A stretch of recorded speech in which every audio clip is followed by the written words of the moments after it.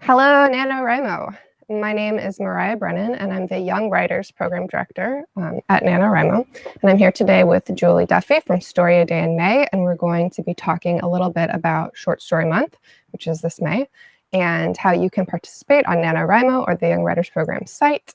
And a lot of tips for how to write short stories, which I'm super excited about because I've been writing a bunch of short stories lately.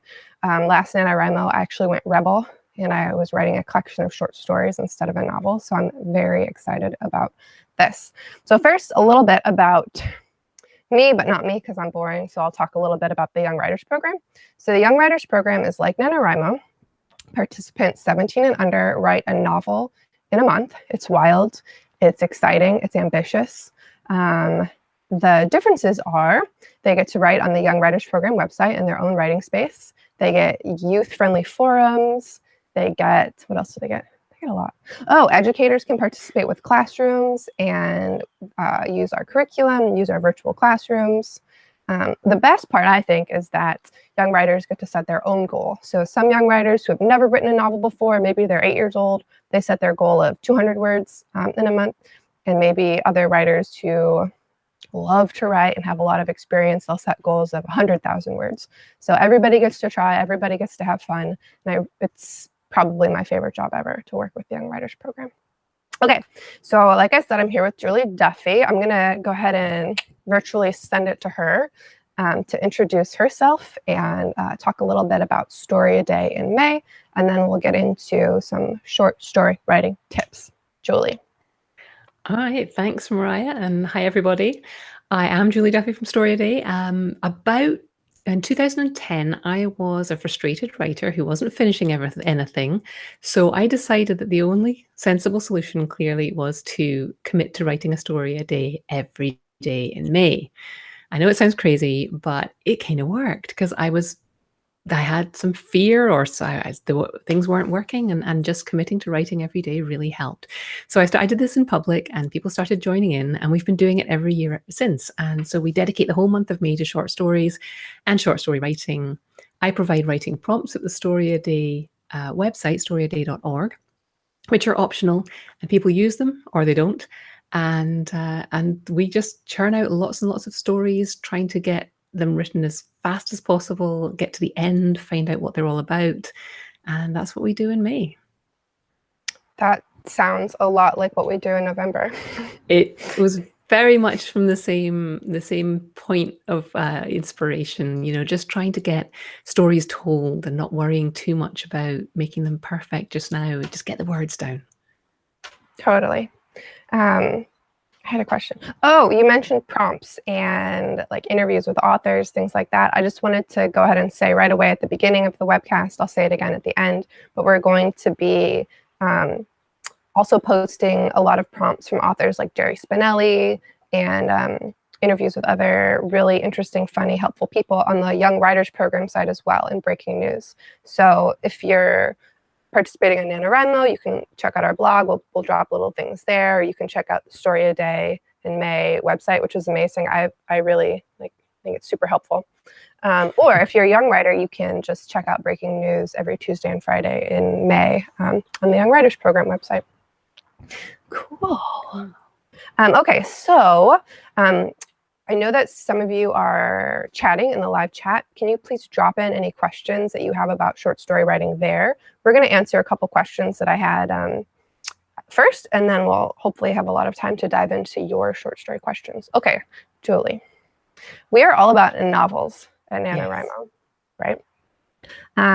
So I wanted you to kind of sell us on short stories.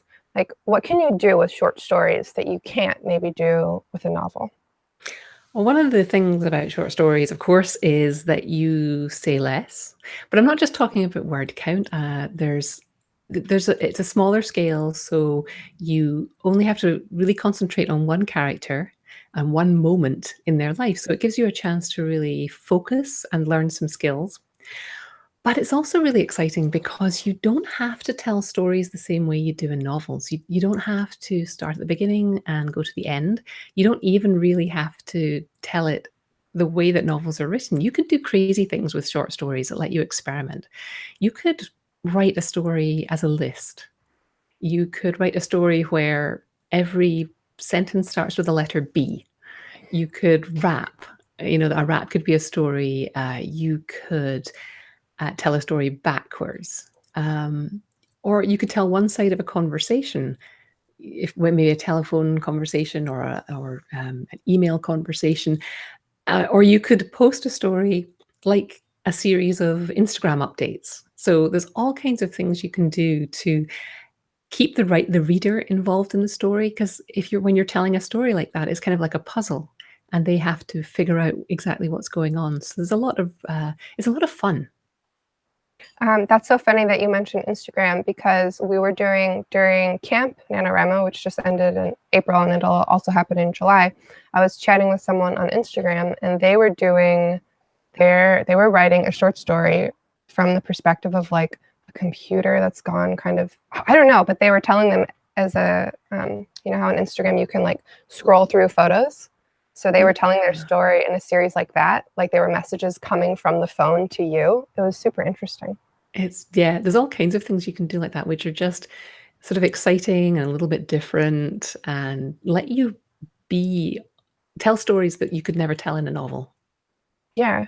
Do you have, I feel like this is a question you might get a lot, and maybe it's, I don't know, but do you have an idea of like, because some of those things you described sounded like they would be really short, like a one-sided of an email conversation. Do you have an idea of like what, because for NaNoWriMo we say 50,000 words, which is a very short novel.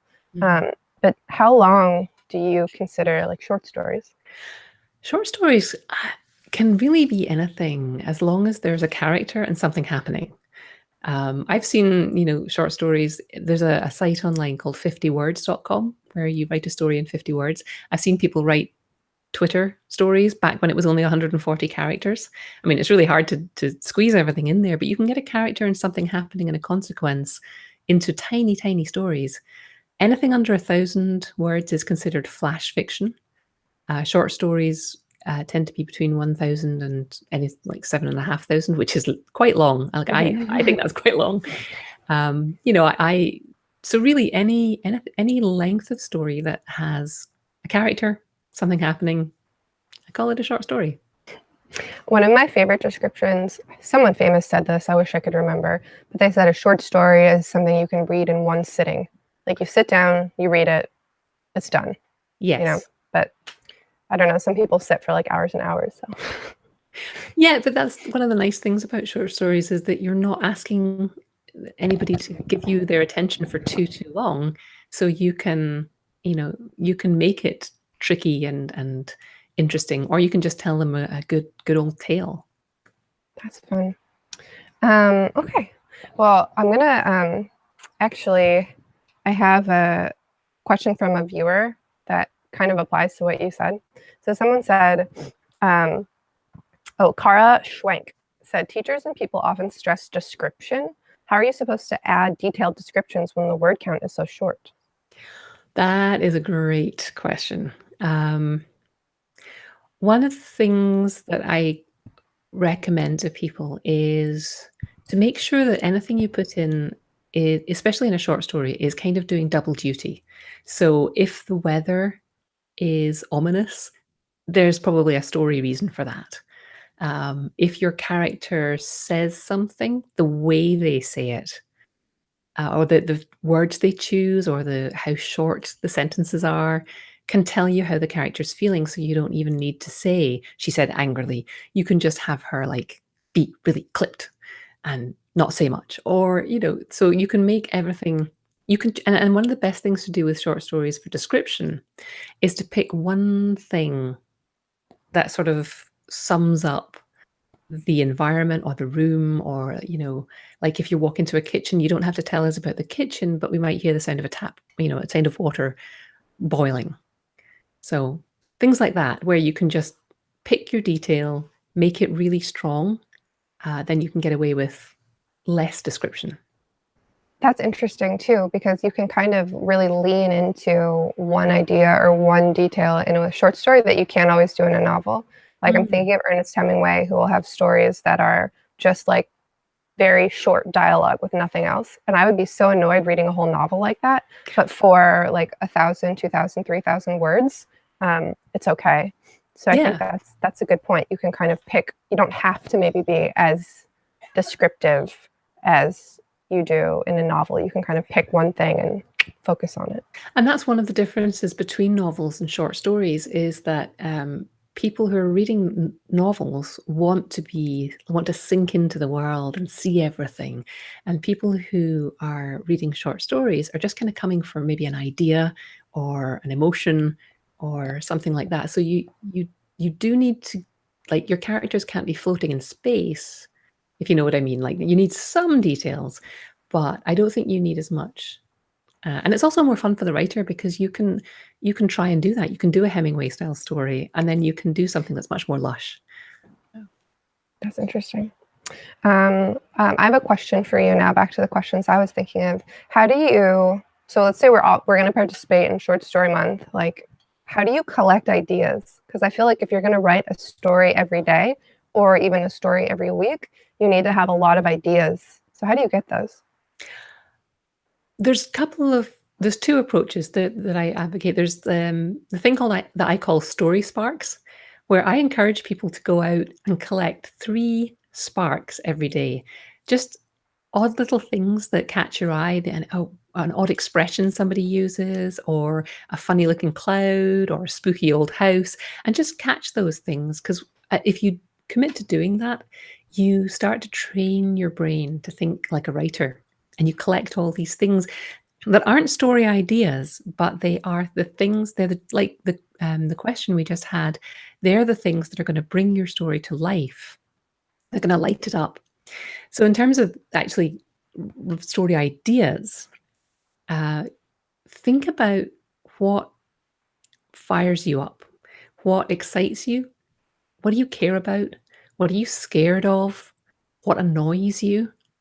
Think about those things, and I'm sure you could come up with a list of those relatively easily. And then think about a character who would also care about those things the way that you do. And the reason I say to think of something that you care about is that it's very difficult to write a story if you don't care. If you're not like feeling, if you try to write a story about dancing and you don't care about dancing, that's going to be a harder story to write. That Hope Between the Dreams asked the question in the chat, how true is the statement, write what you know? I feel like you kind of touched on it just there, but instead of saying write what you know, you kind of said write what you care about, or write what excites you. Yeah. How would you answer that question? I would say that, yeah. I mean, it's easier in a way to write about places that you've been to and things that you've done, because you don't have to do any research. And when you're writing a story a day, there's not much time for research. But I would that gets kind of boring. And like, I like to write things that are set on spaceships, and I haven't been on one, but I know how it. You don't say. Sadly, one day. But I know how it feels to be nervous. Like, if I was writing about the astronaut waiting for launch, like, the thing I know in that story is what it feels to be nervous and to anticipate something big and to really want something. So to say write what you know, it can also be write what you feel, write what you care about, write what you want to know about. When you've got a little more time for research, if you're interested in something, write a story about it, and you'll find out more. I heard that advice once too, like don't write what you know, write what you want to know, write what makes you curious. And thinking about story sparks, I was biking down the street and I saw an old man with one rose in his hand, like very well dressed with his like top hat and suit. He was a very old man. And I thought, whoa, I really want to know what that guy's up to. Like, I want to know what his story is. Well, there's your first prompt. Right? Or another time I was in my bedroom about to write. I thought I was going to work on a totally different story. And then I heard this super loud mowing, kind of ominous noise outside that didn't stop. And I thought, I wonder what that's about. And then like that turned into a story. So I love the idea of story sparks and just kind of collecting questions and thoughts. Yeah. Okay, let me see if there's any more questions from we can answer some of those later. Okay. So we've got our story sparks, right? How do you start a short story? What's your first steps? You have to think, I think you have to think a little bit before you start to write, because you need to know who the character is and what they care about and what potential problems they're going to encounter on their way to that thing. But I think you also have to start the story really close to where something is actually happening, because it's a short story and we don't have much time. So think about, like, something that starts really fast is the Hunger Games. Katniss wakes up and she looks at her sister who's crawled into bed with her mother because it's the day of the reaping. And then Katniss gets up, puts on her hunting clothes, and goes out to provide for the family. So, boom, we're kind of intrigued by that, right? Because something has happened. She's getting, and like, I don't know about you, but I don't put hunting clothes on every day. So that's interesting. And the reaping, what's that? And what the author's also done, which goes back to the question we were just talking about, is she's shown us a bunch of stuff about the characters. She hasn't had to tell us anything really. She's shown us that Katniss is brave, that she is responsible, that she doesn't get easily upset. She gets on with things. So you want to start a story near the point where something is going to change, and also try and show us something about how your character reacts to situations. It can be in something that they say, it can be in something that they do, but starting with action or near the thing that's going to change things for your character in this story is a really good place to start. That makes so much sense. My personal example, I was writing a short story, and the big thing that was going to happen is a woman sees like a body frozen in the marsh, because it was winter here and we were at the marsh, and I thought, that'd be creepy. But then I started writing the story, and I started like at the beginning of her day, like she's at home with her mom, she decides to go on a run, she drives there, she parks, she walks around the lake. And then when I went back to rewrite it, I was like, why did I do that? I should start at that moment when she sees the hand, because all this other stuff is totally unnecessary. So I think the advice is starting like... It's unnecessary for the reader. It might have been necessary for you to write it, so that nice you knew who she was. But that's really common, and that's something that most people do, is start way before the story actually starts. So yeah, and sometimes we have to do that because we need to know more about the character. Tanasha Martin says, how much thought and preparation do you do, like research, for writing a story every day?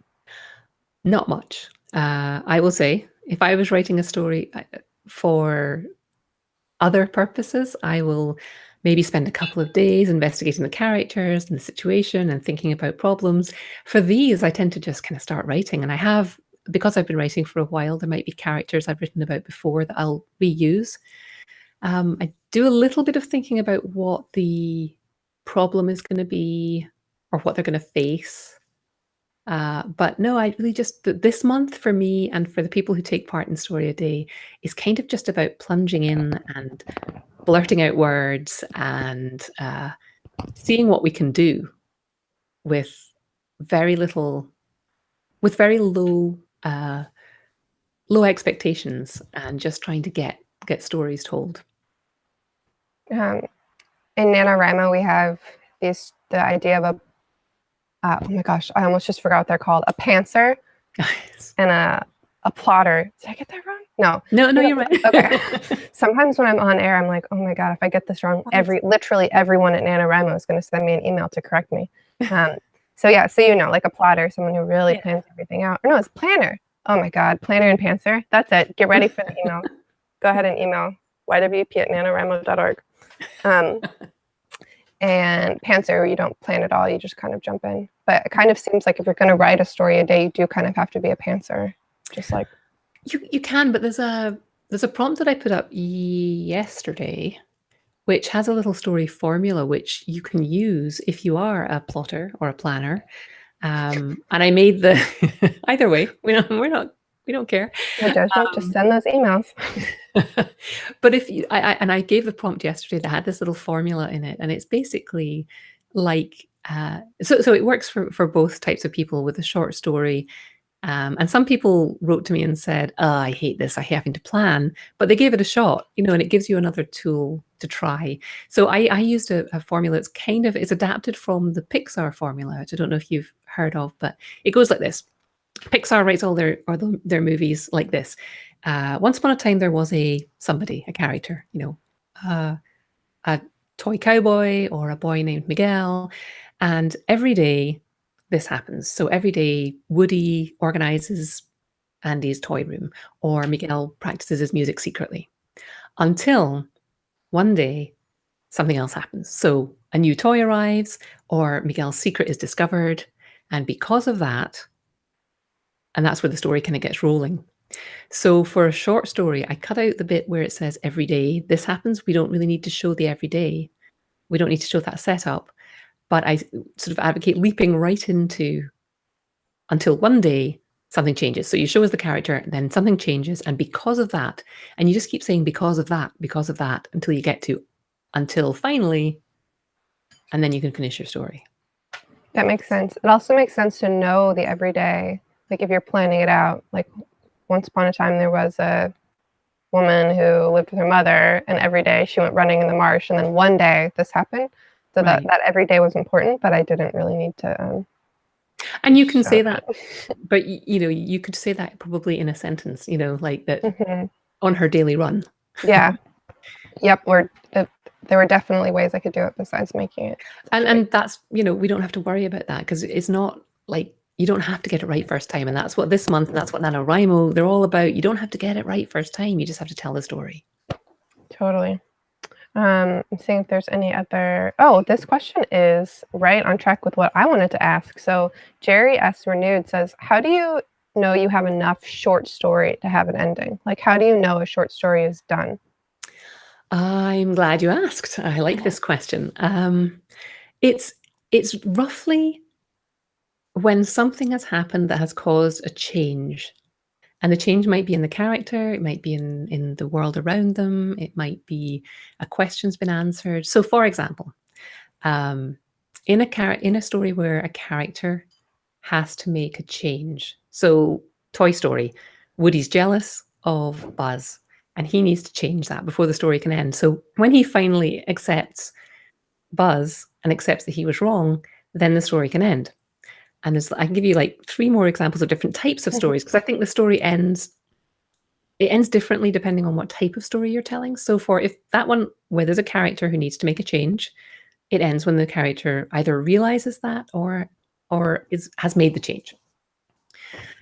If the story is a journey, so like The Hobbit, where the Bilbo leaves his home and goes out into the world, the story really is all about him struggling in that outside world, and it ends when he leaves that new place and when he comes home. So that's how you can end a story. If you put somebody into a new place, you end it when they get out. If it is a mystery, this one's super simple. It ends when you've answered the question. And then the other one is if there's external events. So if the world around you, if the problem that your character is encountering is because there's something in the world that's changing for them. So something like, the parent trap, the parents get divorced. That's not the girls don't have anything to do with that, but they're trying to fix that problem. Or Wonder Woman, there's a war going on and she goes out to try and fix that problem. When that external problem is fixed, when the world is put back together again, that's when you can end your story. Now, obviously, in a short story, you're going to have a smaller scale. You're probably not going to end World War II or World War I. But when characters have made that change, that's when the story ends. For me, sometimes when there's stories that are more based on, because like you said, some stories, like they have a character, they have like but some short stories I feel like are a little bit more based on like a mood or an idea or a feeling. I'm thinking of this really weird one that I wrote that I won't go into. But for me, I kind of knew it was done when the thing that originally interested me in it, like the thing that made me originally go like, huh, once that had been answered, I was like, oh, now it's done. Like that old man with the rose. Like once I answer that question, like what is he about, then it's probably done. And that probably also happens once he's resolved his problem, but that's another way I think about it. Yeah. And it sounds a bit theoretical when we talk about it. It's a bit like, how do you really know? But once you've written a few stories, you start to kind of feel it. You start to have this like, oh, this feels like it's over. So, I mean, we can give you these pointers like, when something has changed or when the mood has changed or when the question's been answered, but really you need to go out and write a lot of stories. Yeah. Luckily, there's a month going on at the moment where, you can write a lot of stories. That was a good plug. Nice transition there. We actually had a question that kind of, so Nestor Torich says, what do you do if your passion wanes mid-season? Mid-season, meaning in the month or meaning in the story? Oh, great question. I think, can you answer both? I think the answer actually might be the same for both, and that is to do something different, like mix things up. Like if your story is getting boring, throw in a new problem. Even if it's outrageous, you can always change the problem later in editing. But if nothing's happening, make something happen. Make it big. Have somebody crash in through the window, or make something disappear. And I think with writing on a large project, if you're getting bored or if you're having trouble coming back to it, first of all, think about why you want to do it. Try and remember the excitement you had at the beginning of the month, and like what you think you're going to get out of this experience, and then do something different. Stand up and dictate your story into your phone. If you always write stories where you're writing I am and I did, then go into he said and she said. Go into tell one side of us, one side of a telephone conversation. That's one thing. Oh, sorry. No, it's just if anyone remembers telephone conversations. I get nervous when I call people on the phone, so I do not like that. One thing that, oh my gosh, then I just lost my train of thought. Oh, one thing that I actually really enjoy about writing short stories versus a novel is that you can kind of write yourself into a corner in a novel. Like if you're writing and then you're like, oh, I'm bored, something big needs to happen, and then you like crash a car, then now all of a sudden your whole plot has to go. But when you write short stories, if you get bored, you can kind of try something totally new. Like you said, change the perspective. Sometimes I'll write like a first person, very realistic.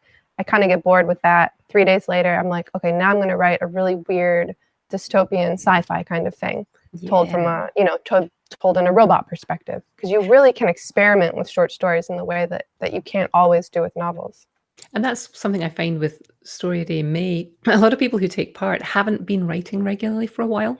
A lot of the people have, but a lot of people come back to writing through this because it gives you the chance to try out all kinds of things because if you're not writing all the time, you might not know what your best voice is or what your best subject is. And I have friends who were writing novels and were kind of like tired.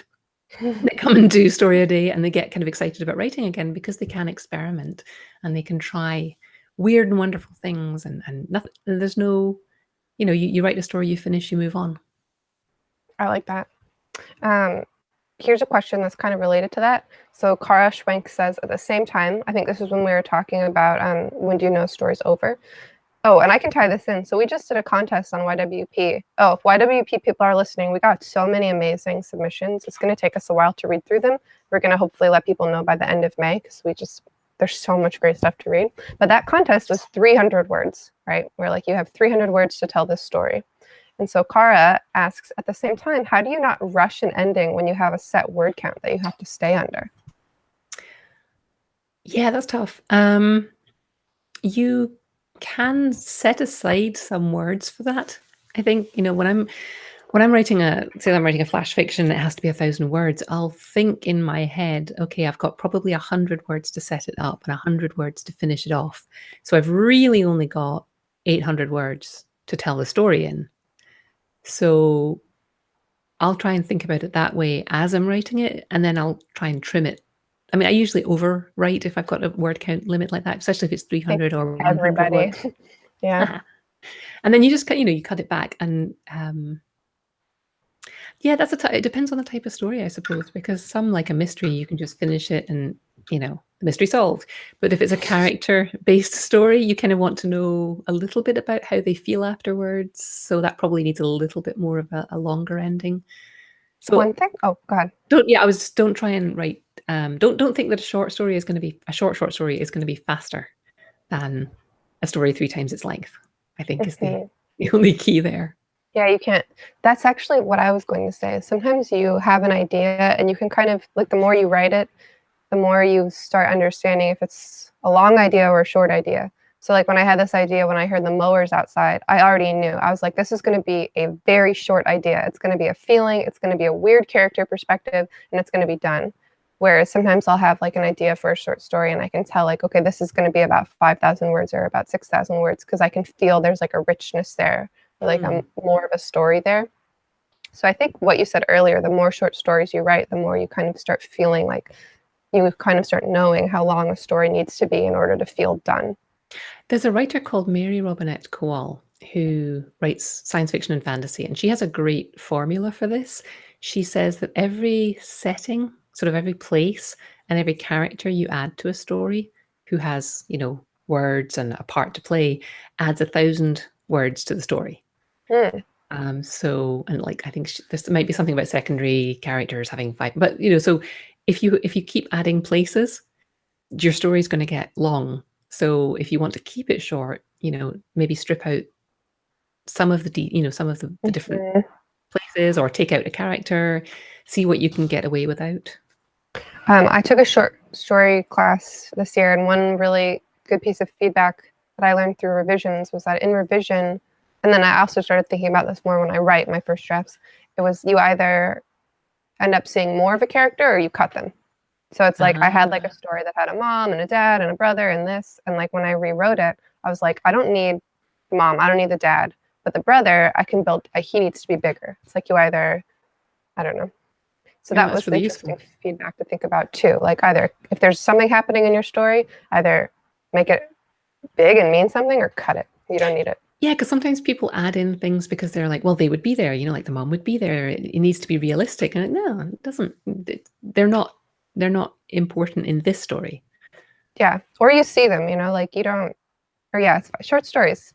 You have to really get, like you said, like pick those details that you want to include because you don't have space for all of it. Okay, we've got some more. We actually have a lot of questions about kind of at the end of when you have a short story about publishing a little bit. So let me find those questions. Sorry, I'm looking for the questions. I'm not checking Instagram. Okay, so Deborah McElroy says, is querying for short stories different from querying for novels? And you might want to explain, I kind of know what querying is, but you maybe could explain that a little bit. Well, querying, usually if you write a novel, you have to create a summary of your novel, like a really short summary of the novel, and try and intrigue. It's like an ad for your novel, and you send it off to agents, and if they're interested, they'll say, send me some of the manuscript. For short stories, usually you just send the story. Some places like to see a cover letter. They might want to know why you think your story would fit in their publication.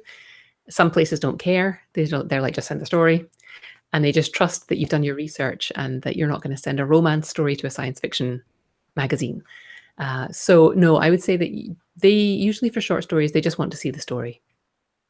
That was also what, Evelyn Michelle asks, do you do anything with any of your stories after you're done with them? Do you publish? Do you post them somewhere? Do you send them to magazines? I can answer this one when you're done too. I have a lot of... I mean, not a lot, but I have a thing I can say. Well, I've done various things. Some of them just sit there, and they were just experiments. And some of them have turned into scenes in novels. Like one I wrote a couple of years ago, I wrote this 100-word story, which is teeny tiny. And then I realized, oh, the thing I wrote for the climax of my novel is not really the climax. This is. And so then I took that little 100-word scene and I built a scene that became this big climax that my, people who were reading, my critique partners really liked. So I was like, okay, so sometimes that happens. And there are others that I rework and expand or contract and then send out. A couple have been published. I don't pursue publishing very actively because I'm just, I'm writing and I'm doing StoryADay, and it's, I think if you're pursuing publishing, it's smart to look at the places that publish the most stories and kind of tailor your story to them, which is not what I'm doing during StoryADay. I'm just blurting stories out. So yeah, kind of like that. So yeah, lots of things you can do with stories. Some of them are just like, yay, I wrote it, and some of them have turned into other things. My short story publishing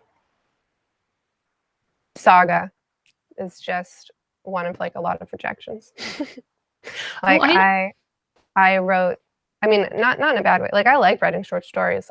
Sometimes I kind of went on a kick where I was writing a bunch, and then I have these 2 short stories that I've been working on for maybe 3 years on and off. Like I took a short story class, we workshopped them, I like shared them with friends. I've rewritten them literally 10, 11, 12 times. And I've sent them to places because I'm trying to do, I think Stephen King said this, or where you like collect rejections. Because sometimes you have to send something out like 30 or 40 times before someone actually accepts it. So you kind of have to build up that practice of like, I'm okay with this. But still, when I get the email, well, now when I get emails back from magazines, my first thought is just like, oh, it's okay, you were rejected. So one day I think it won't be rejected anymore. But oh, definitely. I have a friend who keeps 5 stories out at all times, and every time one comes back in, he sends it back out again, and he publishes more stories than anyone else that I know. Yeah, I think you have to just like keep doing it. Because a lot of it is down to luck. It's timing. It's like, it's not quite right for this magazine, but it's not a bad story. It's just not quite what they're looking for right now. And this particular editor is not looking for. So it's, it's tough. Going out into the publishing submission process too soon can be a little soul destroying, but you have to kind of not let it be, because it's not, it's not really anything about how good your story is. It's about what they need at this moment. So I actually keep a blog called 101 Rejections, and I'm trying to get to 101. So I haven't got there yet, but and it keeps me sending things out. I should do that too. I like made a public declaration at NaNoWriMo, like at a meeting. I was like, I'm collecting rejections. But now when people ask me like, oh, did you get like a rejection yet? I'm like, I don't want to talk about it. Oh, no, set a target and celebrate it. Okay, maybe I'll do that. One thing that happened is these short stories that I like polished up a lot and kept getting rejected, I used them just to apply to a couple of writers' conferences, and then I got into one. So it was like And there's contests that come along all the time that you may find, that something that you wrote 3 years ago, you're like, oh, that actually might fit here. Then you take it out, you polish it up, or change it. It's nice to have that pile of that portfolio. And another thing that I've done is I actually put together a collection of Christmas stories, and I self-published them. I turned them into an ebook, and I, sent them out to my family and friends, and that was my Christmas card one year. So, and I put them up on Amazon, so you can, people can buy them. And it was that was an interesting sort of process to go through to understand more about the publishing process. Cool. Let me see if there's any. We had a couple. Oh, Blocky Block, which is a funny name, says, are short stories getting more popular commercially as attention spans get shorter? Haha. There is every couple of years or every few years, I see a spate of articles saying short stories are getting more, it's a golden age for short stories because attention spans are shorter. And I don't know that anyone has really researched it. But I do see things like, the movie Arrival, that was taken from a short story, and it was fabulous. And I see a lot of things like that where short stories are attracting a lot of attention, or they can attract publishers' attention, and they can get you to write a book. I do think that people are reading short stories more, but it takes a particular type of reader. Like, not everybody loves that quick hit. Some people really want to just spend days in the world of a novel, and that's fine. But it's certainly easy to find short stories now. Do you have some favorite places to read short stories? Because I like science fiction, I tend to read at places like Clark's World and Apex and Tor. For more general stuff, the Project Gutenberg is interesting because it was a project that started kind of when the web was new, where people would take old books and stories in the public domain and volunteer to type them up so that there was a digital record of them. So there's a lot of stuff at Project Gutenberg, collections of old short stories from when short stories were really just kind of starting. So there's a lot there. Wattpad is quite good. That's more, stories tend to be serialized at Wattpad. but I've gone in there too. I should have actually, maybe I'll send you a list of the places that I go to find short stories, because I should have had that ready and I didn't. Oh no, that's you could send it. I can post it later, either maybe on the comments if people are interested in that. I love that short story, That Arrival. That was one of my favorite short stories, The Story of Your Life. Yeah. By Ted Chiang, is that right? Ted. Yep. Yeah, I love that one. I was very excited that the movie was good too. Yeah. I think there was another question that I haven't answered yet. Oh, Margaret H., what happens when you find yourself writing many interrelated short stories? For instance, each story has the same setting or similar themes. Then you celebrate. That's awesome. I love it when that happens. There's actually been a few books that have been published in the past few years that have had that exact structure. Jennifer Egan's Visit from the Goon Squad was like that. I just finished a collection. It was billed as a collection of short stories by Jabari Asim called A Taste of Honey. And it didn't really feel like a collection of short stories as much, because it was all set all of the stories took place in the same street with the same family and different, but from different perspectives.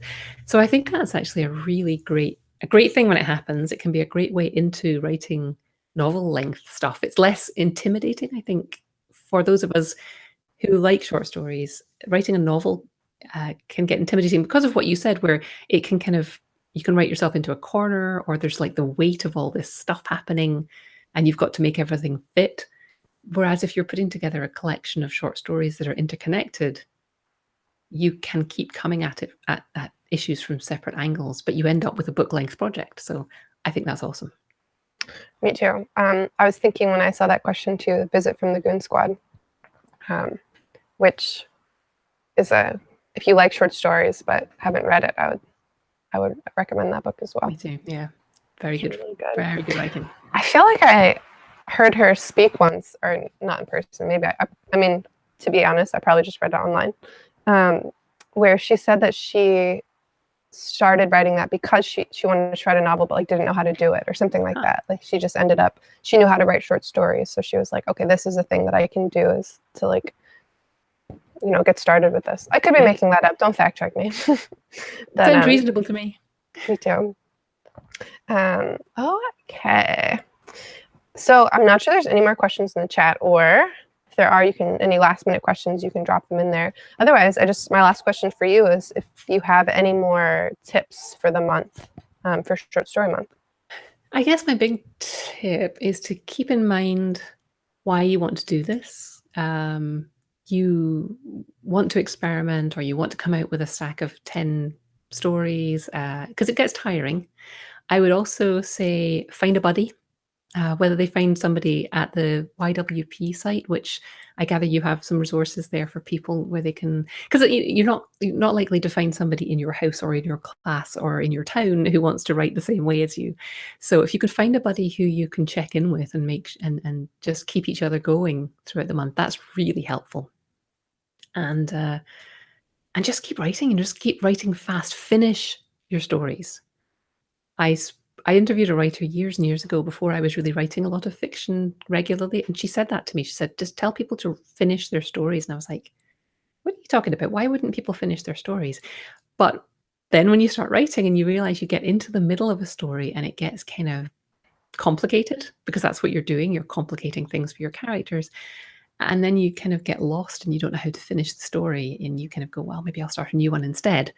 But it's only really when you finish the story that you figure out what it wants to be. So just keep writing, don't look back, just sprint to the end and get your stories finished, and you can fix them in the edit. I like to say that all the time, because I'll be halfway through a story, I hate it, I'm never going to do anything with it. I'm like, I'm not going to publish it, I'm not going to read it again. But it takes a different muscle to finish a story than it does to start a story. And I feel like a lot of people exercise those starting muscles a lot, but they don't exercise their finishing muscles. So at that point, I tell myself, like, just finish it for the pure act of exercising that finishing muscle. Then you can burn it, like throw it in the trash. How often do you? Oh, I haven't burned a story yet. I have like hidden a NaNoWriMo novel in a desk and never looked at it again. But I feel like that's probably like a common story. I had one more question actually that's kind of related. Let me see if I can find it. So Jerry S. Renewed says, for the short story a day, like for story a day this May, what word count is like a good count to shoot for each day? It kind of depends on how you write. If you are a natural novelist, then you're going to write longer stories than I do. I don't see many people writing anything longer than 2,000 words often. And usually people end up writing flash fiction. So around about 1,000 words seems to be a sweet spot. The very first prompt this month was from a guest from another writer, and it was a really interesting prompt. It was telling a story in 3 different sections, and each section was to be from a different perspective, and each section was to be 300 words. So that story comes in around 900 words. I think that's very manageable. I quite often write 100-word stories for several of the days just to get, they're not actually faster, but they're just smaller in scope. So I think around about that 1,000, 1,200 words is probably a comfortable max. Got it. That's good advice. And then if you're a young writer watching this, that could be a totally different number. Like, well, it could be 3 paragraphs. If you're, I mean, if that's what you're, it very much depends on how you write, but just getting the ideas down, getting the characters down, thinking up a cool idea, mixing things up. That's the way to do it. I love that idea. Okay, I made a note to myself to make sure to remember to say this at the end. Okay, so we are doing, I'm just going to summarize a little bit. We are, Short Story Month is this May, and YWP and NaNoWriMo is partnering with StoryADay in May to put up a bunch of great author resources and prompts and interviews on the YWP site. And we're going to duplicate some maybe prompts and quotes on the NaNoWriMo blog. If you want to participate and you want to write with NaNoWriMo or YWP, on NaNoWriMo, you can set a goal tracker and use that like goal tracker to track your progress on these short stories. And if you're on YWP site, you can set a personal challenge from your dashboard. It's super easy. If you're a teacher watching, you can set a classroom challenge and extend it to your whole class. And you do that from the challenges area of your classroom. So if you were like, I want my class for 2 weeks to write short stories, you can set that challenge, make it last 2 weeks, and track all those progress and things like that. Did I forget anything? Julie, is there anything else you would like to say? Just thank you for having me. I'm so glad that you're doing this and providing a space for younger writers, because I think they have a great head start over us old people who, well, me, old people, who get hung up on making things perfect. And I think if you can break that habit when you're young and just write your stories, you're going to be miles ahead. Oh my gosh, can you imagine if you had written a story a day in May starting from when you were 12? You would have so many stories. That's amazing. Yeah. I want to also say thank you. Thank you so much for having, facilitating the month and providing all these resources and for doing this great interview. So if people want to find out more, they can come to storyaday.org, but also you've got some great content coming at YWP, so they should check that out. All right. Thank you. Well, I guess bye. I don't know how to end these. Have a nice day. I don't have a sign off. The end, I guess. The end. All right. Bye. Thank you for watching. Bye, everyone.